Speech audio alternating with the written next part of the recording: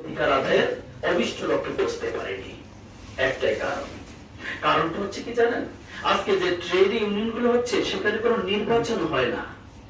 কি হয় জানেন, ওই মালিক পক্ষের বসিয়ে দেওয়ার মনোনীত ব্যক্তি দায়িত্ব পালন করেন। তাহলে কি হয়, ওই শ্রমিকের অধিকারের কথা না ভেবে, শ্রমিকের অধিকারের জন্য তারা কাজ করে না, তারা কাজ করে মালিকের পক্ষের কথাটাকে বাস্তবায়ন করে, তাদের পকেট ভারী করে। এই হচ্ছে শ্রমিকদের বর্তমান পরিস্থিতি। এই অসমতা বৈষম্য ততদিন পর্যন্ত দূর হবে না যতদিন পর্যন্ত শ্রমিকের মালিকের যদি একটা আন্তরিকতা গড়ে না ওঠে। আজকে দেখেন, 1 কেজি ধান উৎপাদন করে কৃষক 20 টাকা পায়। কত কষ্ট করে শ্রম মেধা দিয়ে 1 কেজি ধান উৎপাদন করে সেটা বিক্রি করে 20 টাকা। অথচ শিল্পপতিরা আধা কেজি আধা লিটার পানি বিক্রি করে 20 টাকা দেয়।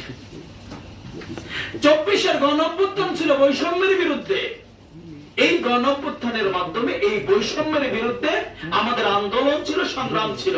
আমরা আজকের যে শ্রমিকরা ন্যায্যতা পায় না, বিশাল একটা বৈষম্য, ধনী দরিদ্রের মাঝে যে এই বৈষম্য যদি আমরা দূর করতে না পারি, রাষ্ট্র এগোবে না, পৃথিবী এগোবে না, মানবিক বিশ্ব তৈরি হবে না। আজকে দেখেন, একজন কৃষক 25 থেকে 30 হাজার টাকার জন্য তার কোমরে দড়ি বেঁধে তাকে আদালতে হাজির করা হয়, উপস্থাপন করা হয়। পক্ষান্তরে হাজার হাজার কোটি টাকা ব্যাংক থেকে লোন নিয়ে ঋণ পরিশোধ করে, ঋণ নিয়ে সেটা পরিশোধ করে না, প্রয়োজন বোধ করে না, তারা হাত করা প্রাণের মতো সাহস রাষ্ট্রের থাকে না। তাহলে মনে করেন আজকে বৈষম্য কোথায় গিয়ে দাঁড়িয়েছে? রাষ্ট্রের পৃষ্ঠপোষকতায় বৈষম্য তৈরি হয়। এটা হওয়ার কথা ছিল না, এটা উচিত ছিল না। আজকে আমরা যদি সেই সঠিক, আজকে একজন কৃষকের ঘাম না, আমি বলবো রক্তগুলোকে বিদেশে পাচার করে শ্রমিকরা, মালিকরা, আজকে মালিক পক্ষ শ্রমিকের ঘাম রক্ত বানিয়ে বিদেশে পাচার করে, আমরা আজকে নীরব।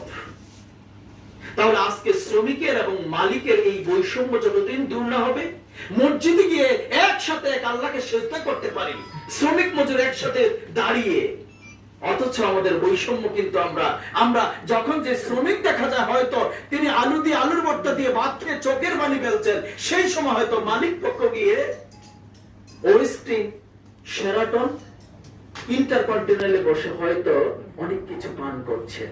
এই হচ্ছে বর্তমান পরিস্থিতি। আজকে আইএলওর মতো সংগঠন কি দায়িত্ব পালন করছে জানি না। আমরা যদি মানবিক মনুষ্যত্ব তৈরি করি তাহলে এর সমাধান